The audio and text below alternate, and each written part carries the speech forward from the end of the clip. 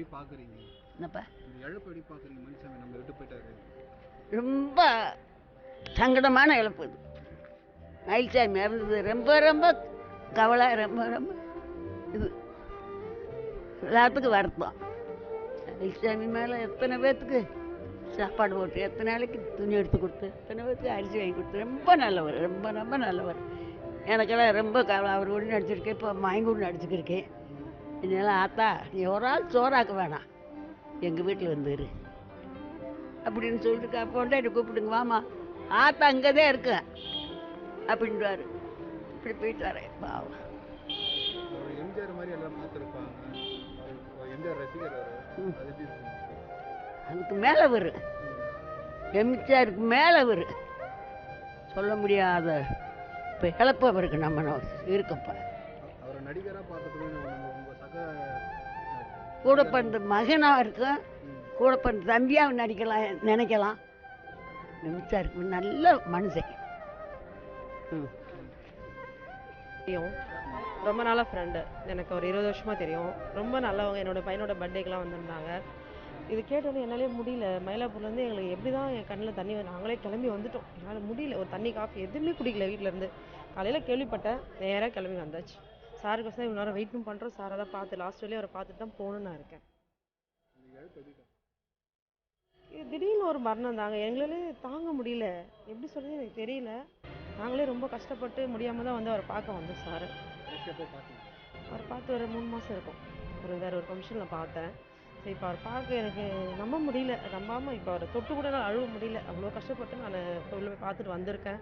ஏன்னா இந்த இழப்பு முடியல. ஏன்னா கூடவே இருந்து பார்த்து பேசி, என் பையன் பர்த்டேக்கு வந்தார், என் அண்ணன் பொண்ணு பர்த்டேக்கெலாம் வந்தார் எங்கள் வீட்டுக்கு. அது எங்களால் ஒரு ஜீர்ணிக்கவே முடியாத ஒரு இது. என்னால் தண்ணி கூட குடிக்க முடியல. அப்படியே உட்காந்து அவர் மறக்க முடியாது எங்களால். அவர் எப்பவுமே எங்கள் கூட தான் இருக்கார். நடிகராக பார்க்கறத விட ஒரு மனுஷன், நார்மல் மனுஷனாக பார்க்க முடியும். நார்மலாக பார்க்கும்போது ரொம்ப காமெடியாக பண்ணுவார். படத்தில் தான் அவர் ரொம்ப காமெடியாக இது பண்ணுறத தவிர, நார்மலாக பார்க்கும்போது நல்லா அன்பாக பேசுவாங்க. ஒரு நம்ம பெரிய ஆளுலாம் காட்டிக்க மாட்டார். அன்பாக பாசமாக ஒரு பந்தவே இருக்காது. நல்ல டைப். தேங்க்யூ. ரொம்ப நல்ல டைப்பு.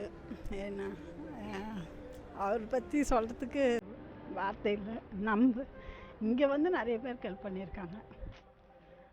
ரொம்ப நல்ல ஆள். தேங்க்ஸ்.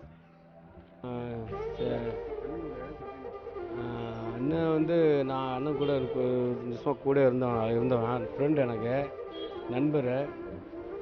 அவர் மாதிரி ஒரு நல்ல மனிதன். அவர் எம்ஜிஆர் மாதிரி, சின்ன எம்ஜிஆர் மாதிரி எங்களுக்கு எல்லாருக்குமே. நான் இந்த பாவின் ஒருத்தர், இப்போ நடிகர்கள் அனைவருக்கும் உதவி பண்ணுறவர். நான் வந்து ரொம்ப ஃப்ரெண்டு, அவர் கூட இருப்பேன் ஆரம்ப காலத்துலேருந்து. அப்போ அவர் மசூத்தில் இருக்கிறதுக்கு முன்னே எனக்கு ஃப்ரெண்டு, ஒன்றா தான் இருப்பேன். எப்போதுமே எனக்கு கூட நண்பர் மாதிரி தான். இப்போ தம்பின்ட்டு இருப்பார். ஒரு ஏதாவது சாப்பிட்டியா, என்ன பண்ணுற, காசு இல்லையா, என்ன வேணும் உனக்கு, இதை தான் கேட்பார் எப்போவுமே. அந்த மாதிரி உள்ளவர்.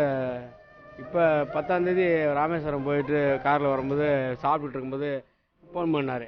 எங்கடா இருக்க? வீட்டில் இருக்கேண்ணா. இல்லைடா சாப்பிட்டேன், யான் வந்துச்சுடா, நீ எங்கடா இருக்க அப்படின்னாரு. இந்த மாதிரிண்ணா அப்படின்னா, சரி நாய்க்கெலாம் உதவி பண்ணுறாமடா, நான் வந்து எவ்வளோனா கேட்குறா தாரேன்டா, வண்டி இருப்புறாமல எல்லாமே அவரே நான் கேட்காட்ட கூட அவரே கேட்டு என்ன வேணும்னு கேட்குற ஒரு இவர் இழப்பு வந்து மிகப்பெரிய இழப்பு இது. அதனால் பசங்களை படிக்க வச்சு பசங்களை இப்போ ஹீரோவாக உருவாக்கி நல்ல உழைப்பாளி. நான் புரட்சித் தலைவருடைய ரசிகர், புரட்சித் தலைவர் அம்மா ரசிகர். நானும் அதேமாரி புரட்சித் தலைவர் ரசிகர், புரட்சித் தலைவர் அம்மா ரசிகர். அப்படி ஒரு ஈடுபாடு உள்ளவர். எம்ஜிஆர் மாதிரி பசின்னா சாப்பாடு எல்லாம் போட்டு விடுவார். யாருமே எல்லாமே கேட்டு தானாக உதவி பண்ணுற ஒரு மனிதனையும் உள்ளவர். அவர் இறைவன் சிவன் தான் ஏற்றுக்கிட்டாருன்னு நினைக்கணும். ஆமாம், அது சிவராத்திரி முழுதும் போய் அலைஞ்சு நினைக்கும் போது ரொம்ப சங்கடமாக இருக்குது. நல்லவன் வாழ்வான்னு சொல்லியிருப்பார் அவரை. எங்கே அவரே இறந்துட்டார், எங்கே நல்லா வாழ்வான். ஹலோ, மயில்சாமி, ஸ்ரீலங்காவிலேருந்து வந்துக்கிறேன். மயில்சாமி இதுக்கு வந்திருக்கிறேன். நல்லா நடித்தார். அவர் போனத்துக்கு வெளியே ஆண்டான்னு அவற்றை தெரிஞ்சுக்கிறேன். எங்கள் அப்பாவுக்கு 35 வருஷம் நல்ல ஃப்ரெண்டு. எங்ககிட்ட அப்படி பேசுவார். எப்பயுமே இந்த சாலிகிராமத்துக்கு உதவி பண்ணுறதுனா அவர் மட்டும்தான் முன்னாடி வருவார். அந்த புயல் டைம்லாம் வரும்போது அப்படி வந்தார் அவர், எங்கள் மாமா. அப்படி அவ்வளோ உதவி பண்ணுவார் இந்த சாலிகிராமத்துக்கு. இது ரொம்ப கஷ்டமாக இருக்குது எங்களுக்கு. இது நாங்கள் நம்பவே முடியல எங்களால். இது கனவான்னு கூட எங்களுக்கு தெரியல. அப்படி இருக்கு. நாங்கள் என் பொண்ணு தான் என் பொண்ணு தான்.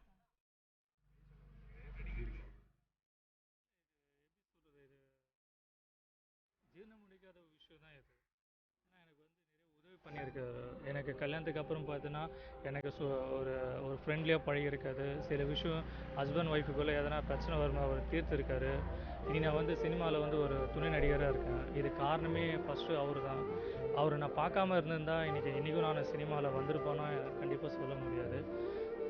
ரொம்ப வேதனையாக இருக்குது. அது எப்படி ஜீரணிக்க முடியல. இது இவரும் சரி விவேக் சாரும் சரி ரொம்ப நல்லா எங்கள் வீட்டு பக்கத்தில் ஒரு அண்ணன்கிட்ட நல்லா பேசுவாங்க.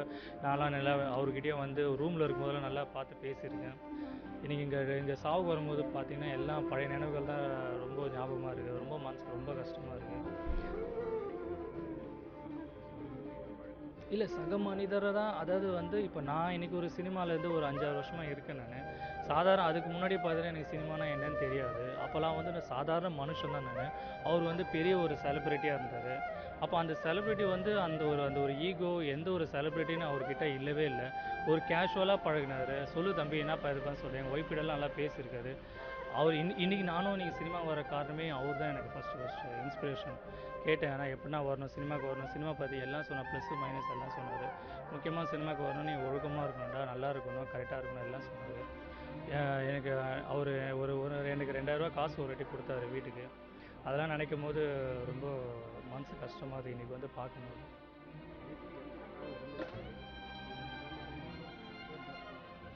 இல்லை அவரோட வீட்டில் கூட பார்த்தீங்கன்னா நல்லவன் வாழ்வான்னு சொல்லிட்டு அந்த இது கூட போர்டு கூட வச்சுருப்பாரு.